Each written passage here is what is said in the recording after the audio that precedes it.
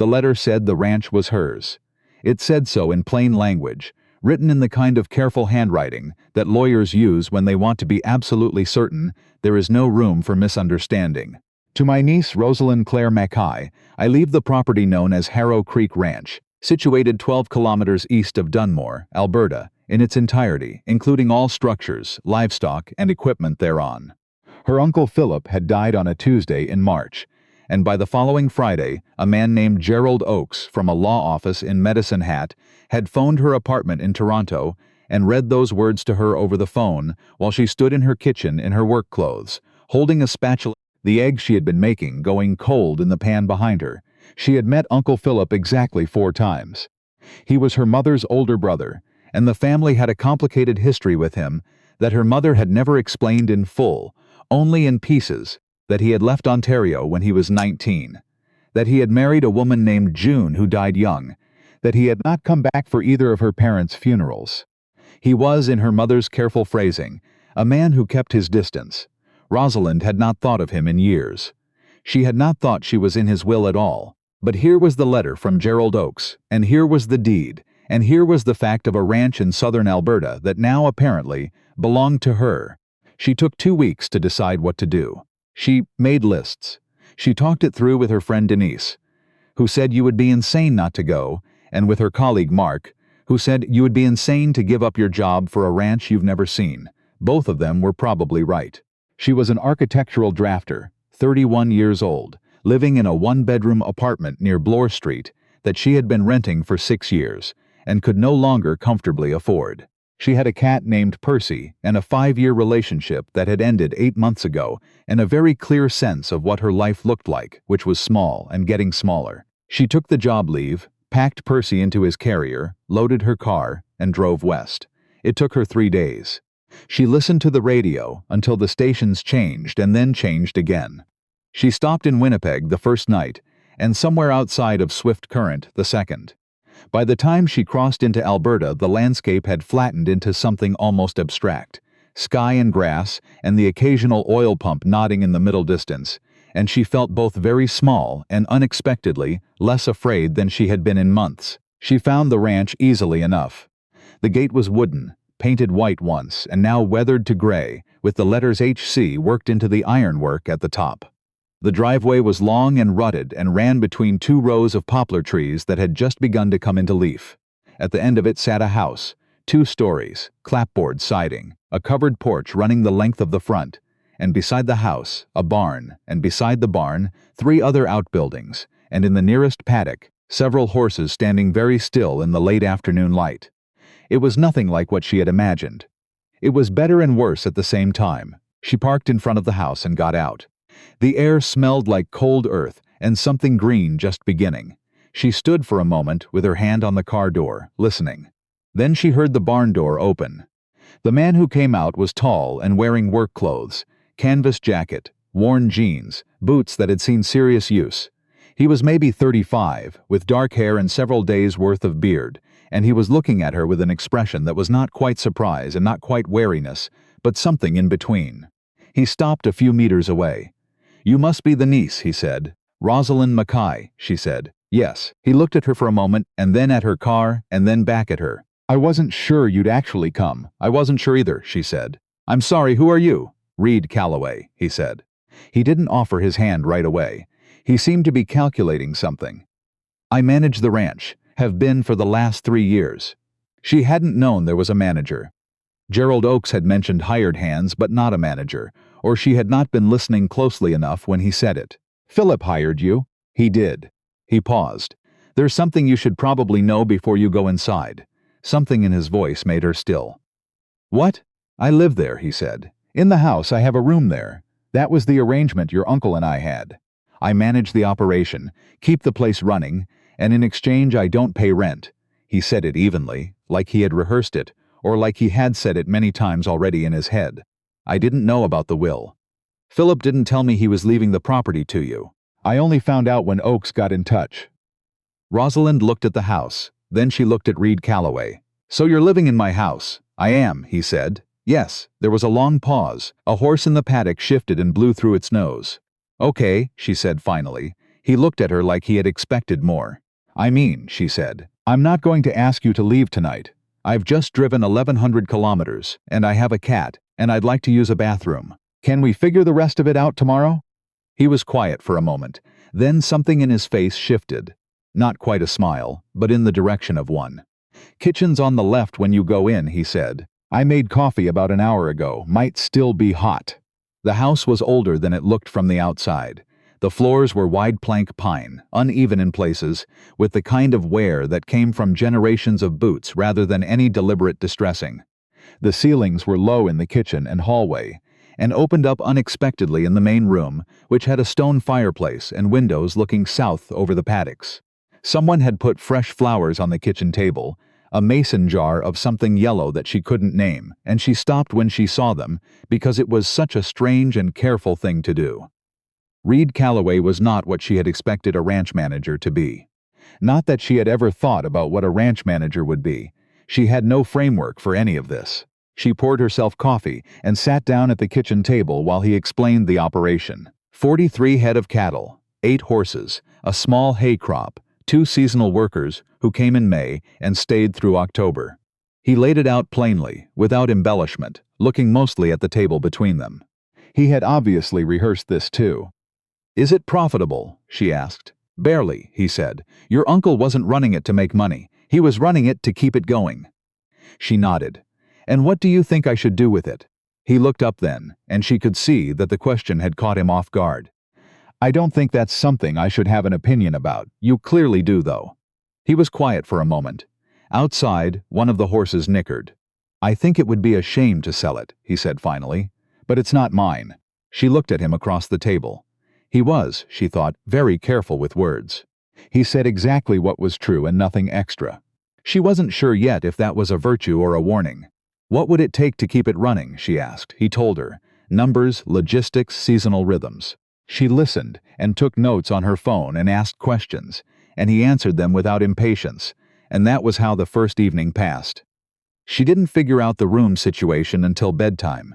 There were 4 rooms upstairs. 2 were empty. One was clearly being used for storage, and one, the largest, with a window facing east, had Reid's things in it. There was a single bed made up neatly in the smallest of the empty rooms, and she suspected he had put clean sheets on it, though she didn't ask. She lay there for a long time with Percy curled at her feet, and the silence of the Alberta night pressing against the windows, a silence that was not quiet at all. That was full of wind and animal sounds, and the particular creak of an old house settling, and she thought about the fact that she had driven here with no plan and was now lying in a dead man's house with a stranger sleeping down the hall, and a ranch she had no idea what to do with. She had never felt so precisely at the beginning of something. The argument happened at the end of the first week. It was partly her fault. She had asked Gerald Oakes about the management agreement, whether it was written or verbal, what her obligations were under it, and Oakes had told her it was verbal and informal, and that she was under no legal obligation to continue it. She had not told Reid she was asking. When he found out, through Oakes, who mentioned it in passing during a follow-up call, he came in from the barn that evening, and she could see before he even spoke that something had shifted. "You could have just asked me," he said. "I was asking for information," she said. "I needed to understand what I'd inherited.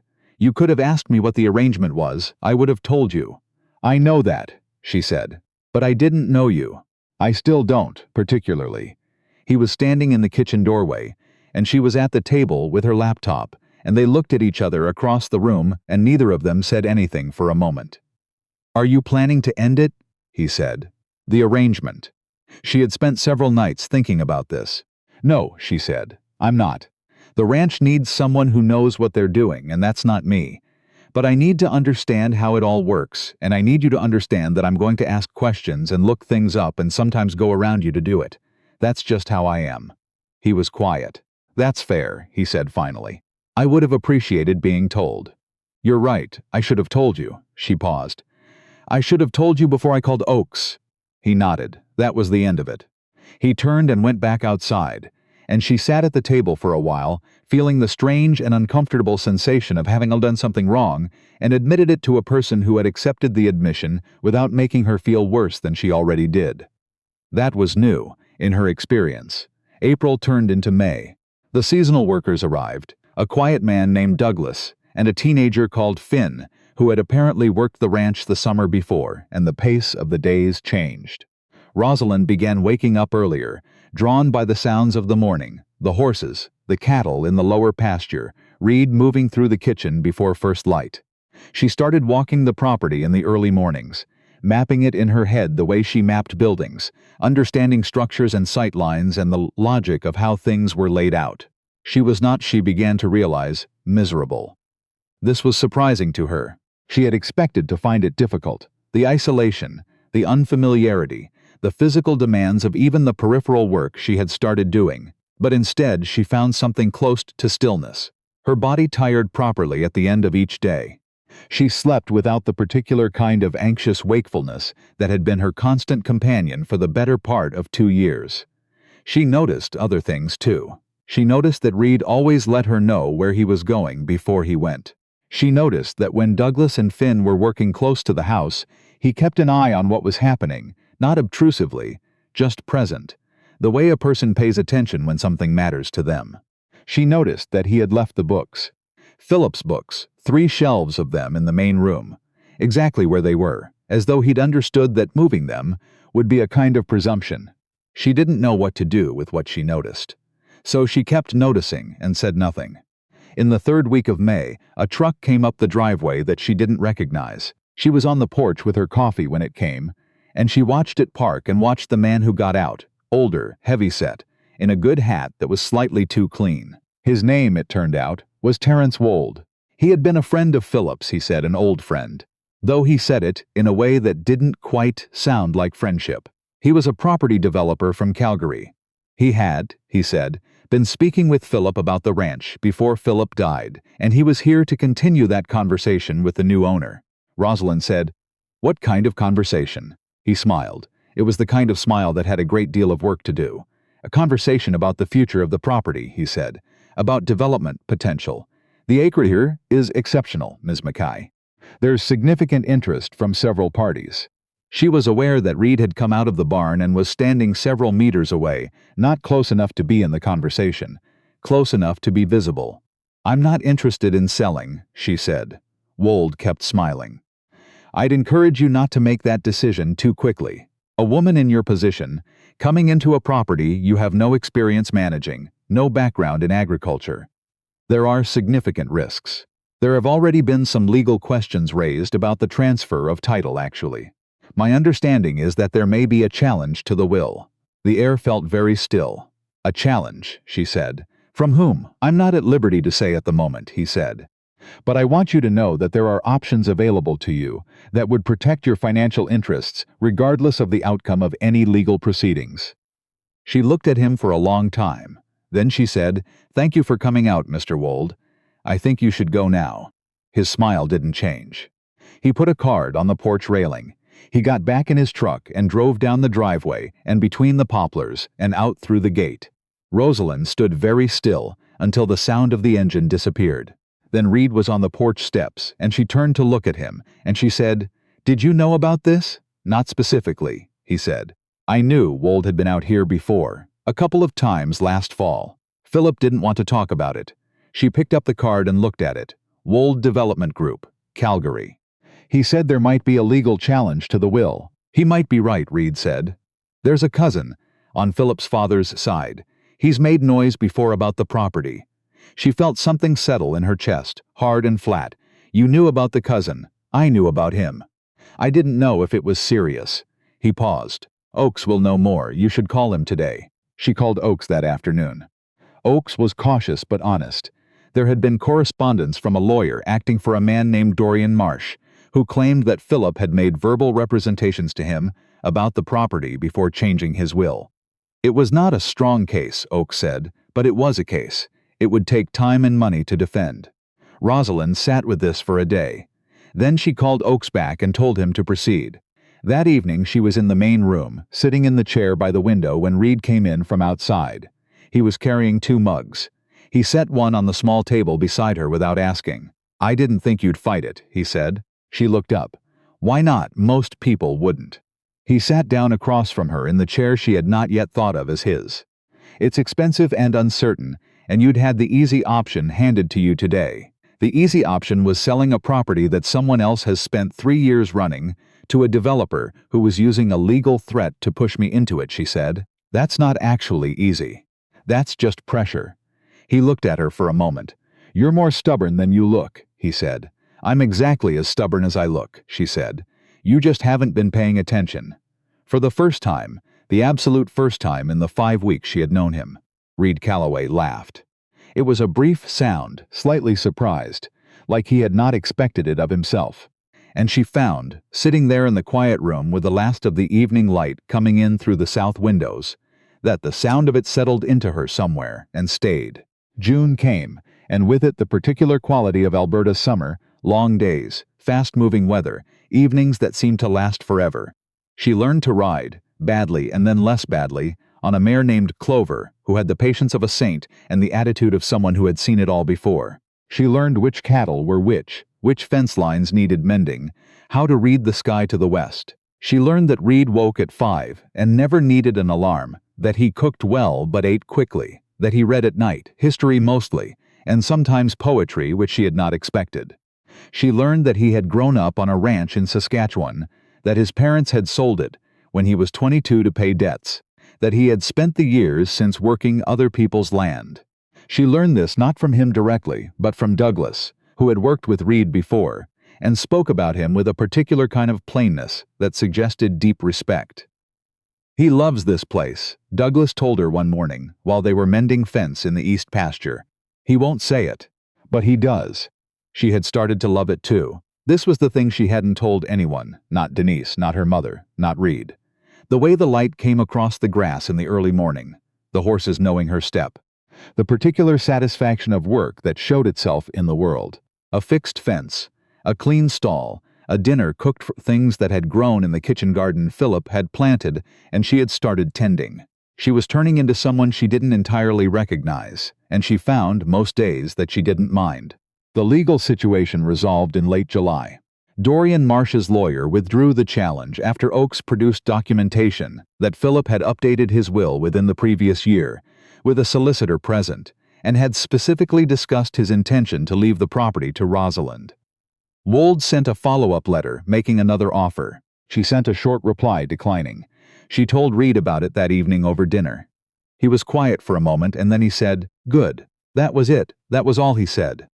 But he said it in a way that meant something more than the word itself, and she looked across the table at him and understood, without either of them naming it, that they were past the point of managing a situation and into something else. She did not know how to say this. She suspected he didn't either. What happened instead was this. She was in the barn one evening in August, not doing anything in particular, just being there in the way she had started to simply be in places on the ranch, present without purpose, and Reid came in looking for something and found her sitting on a hay bale with her boots off, reading. He stopped. He looked at her. He looked at the horses. He sat down on the bale across from her, not asking, just sitting. They stayed like that for a long time. The barn settled around them, warm and smelling of hay and horse and the particular dusty sweetness of Alberta summer evenings. Outside the light was going gold. "I don't know what I'm doing," she said finally. She meant it generally, about the ranch, about her life, about the whole improbable fact of being here at all. "You're doing fine," he said. "That's not what I mean." He was quiet. "I know what you mean," he said. She looked at him. He was looking at his hands, which were resting on his knees. He had, she thought, the kind of steadiness that did not come from certainty, but from having decided to hold still anyway, through all the things in life that made a person want to run. "Are you going to stay?" he asked. He said it to his hands, not to her. She thought about Toronto, her apartment. Already sublet to a graduate student who had sent her photos of Percy's cat tree, which she'd left behind, next to the student's thesis materials. Her job, which had given her the leave and said they'd hold her position, though she hadn't asked recently what that meant. Her life before this, which had been, she understood now, a set of arrangements made in the absence of anything she actually wanted. "I think so," she said. He looked up then. Just looked at her, in the way he had looked at her sometimes when she'd said something he hadn't expected, with that quality of attention that made her feel seen rather than observed. "Okay," he said.